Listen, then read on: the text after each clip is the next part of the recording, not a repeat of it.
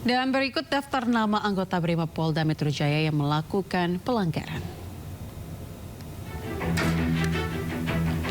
Dua anggota Brimob Kompol Kosmas yaitu Kompol Kosmas K, Gaye dan Bribka Rohmat divonis melakukan pelanggaran kategori berat. Keduanya terancam hukuman pidana serta pemecatan dari kepolisian. Bribka Rohmat merupakan pengemudi mobil rantis Barakuda maut tersebut, sementara Kompol Kosmas duduk di depan di sebelah kiri driver.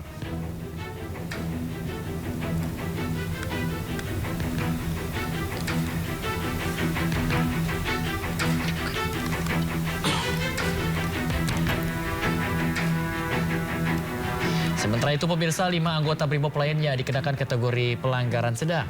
Pasalnya pada saat kejadian posisi duduk mereka berada di belakang atau sebagai penumpang rantis.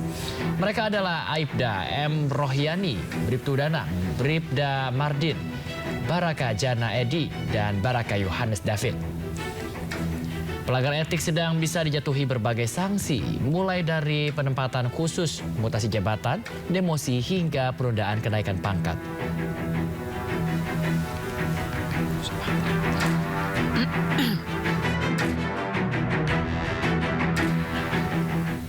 Ya, dengan melibatkan ratusan anggota Polri, pemirsa, Polda Metro Jaya menggelar patroli skala besar untuk menjaga keamanan dan kenyamanan warga di wilayah DKI Jakarta. Patroli ini bertujuan untuk menjaga keamanan dan memastikan kondisi Jakarta tetap kondusif. Melibatkan 300 personel, polisi dengan menerjunkan sejumlah kendaraan taktis, motor trail, dan juga mobil patroli. Para pasukan patroli akan menyisir kawasan yang menjadi bekas kericuhan massa hingga memasuki gang-gang kecil di Jakarta.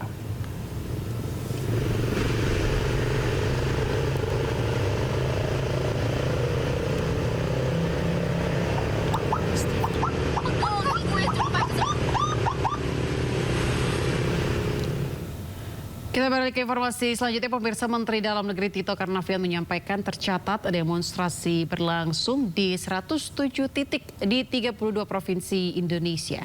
Ya, data rekapitulasi aksi unjuk rasa tersebut terjadi sejak 25 Agustus 2025. Kami mencatat di sini ada 107 titik aksi di 32 provinsi sejak 25 Agustus. Yang merah itu ada aksi yang berlanjut rusuh. Yang kuning itu berlangsung relatif kondusif, yaitu di Sumatera Utara, untuk Sumatera, kemudian di Jakarta, Jawa Barat, Yogyakarta, kemudian di Jawa Tengah, Jawa Timur, NTB, Sulawesi Selatan, dan Kalimantan Barat yang kami catat yang berakhir atau ada kerusuhan yang baik dalam bentuk pengerusakan, pembakaran, yang lainnya berlangsung secara kondusif. Pemirsa, situasi Pasar Senen sempat sepi pada saat adanya aksi massa pada pekan kemarin. Ya, namun bagaimana kondisinya pada hari ini, pemirsa? Sudah ada rekan kami Jessica Winoto di Pasar Senen Jakarta Pusat. Selamat pagi Jessica, apakah aktivitas jual beli di Pasar Senen sudah kembali normal?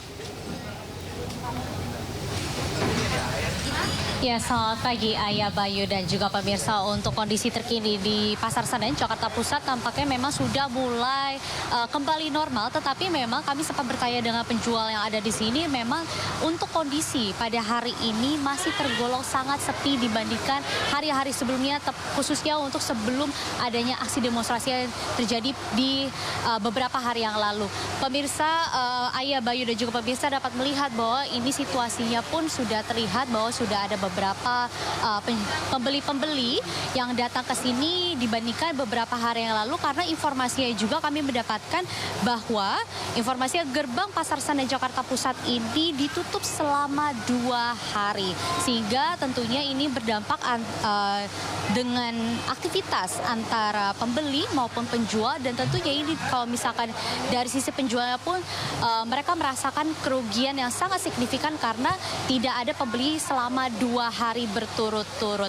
Lalu Ayah, Bayu dan juga pemirsa dapat melihat bahwa ini sebenarnya sudah mulai ramai dibandingkan pagi tadi sekitar pukul 7 kami sudah tiba di Pasar Senen Jakarta Pusat ini, dan memang untuk tadi pagi memang sangat-sangat sepi, hanya ada beberapa saja pembeli yang datang ke sini, dan kami sempat bertanya dengan pembeli-pembeli yang ada di sini bahwa mereka memang sangat terdampak juga. Selain dari penjual, pembeli pun merasa terdampak karena tidak dapat membeli barang-barang atau bahan-bahan baku masakan atau bahan baku rumah lainnya. Lalu Ayah, Bayu dan juga pemirsa, kami sudah bersama dengan salah satu penjual yang ada di sini untuk mengetahui bagaimana situasi terkini dan mungkin tanggapan dari penjual selama 2 hari gerbang Pasar Senen ini ditutup. Halo Bapak selamat pagi. Bapak namanya siapa? Pak Bani, Mbak ya. Oke, Pak Brandi, kita mau bertanya dong. Ini kan informasinya bahwa kemarin pada saat demonstrasi ini dilakukan selama berhari-hari, katanya gerbang Pasar Senen ini ditutup selama 2 hari. Ini gimana Pak dari sisi penjualnya Pak? Dari sisi penjualan ya otomatis ya jelas menurun lah Mbak.